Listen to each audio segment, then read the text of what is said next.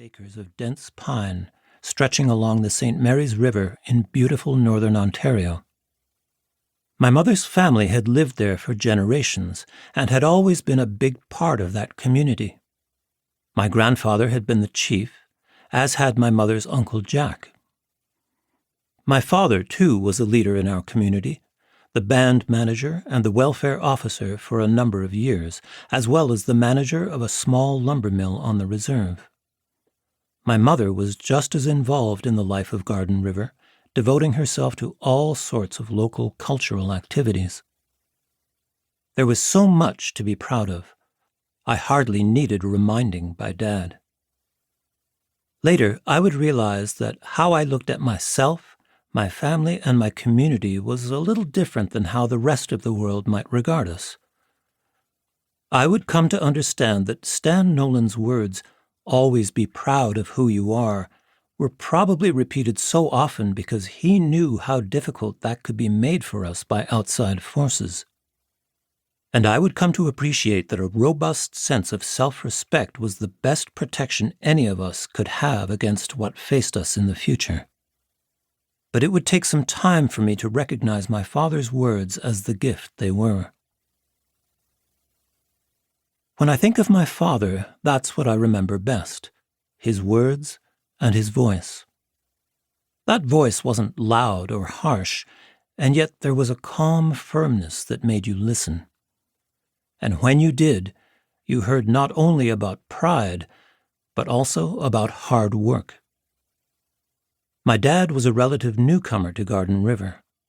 I believe he grew up somewhere near Wawa, but I'm not entirely certain. When he met and married my mom, he moved to her reserve, where my mother's dad, the chief at the time, made him a member. In return, Dad devoted himself to the community.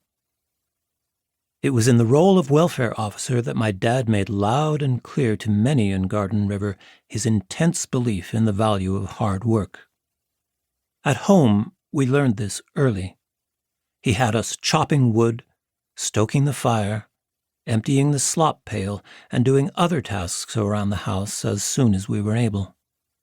If he didn't think we were working hard enough, he'd give us an earful.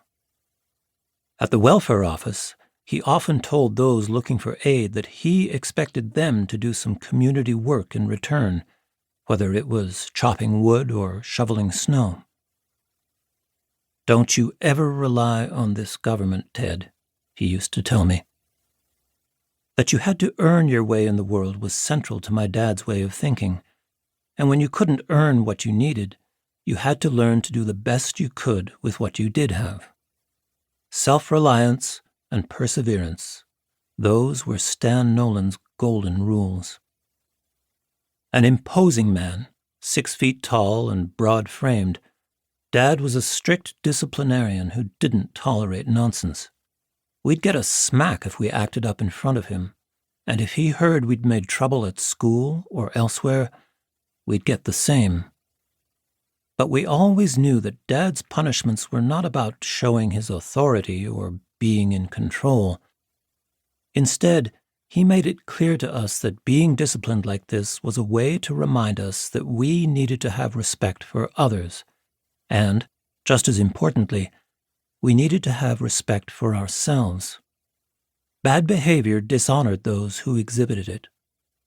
Whenever he sent us off to wash our faces or tuck in our shirts, he'd remind us, "We may be poor, but we don't have to look like it." One of Dad's other passionate beliefs was the importance of telling the truth.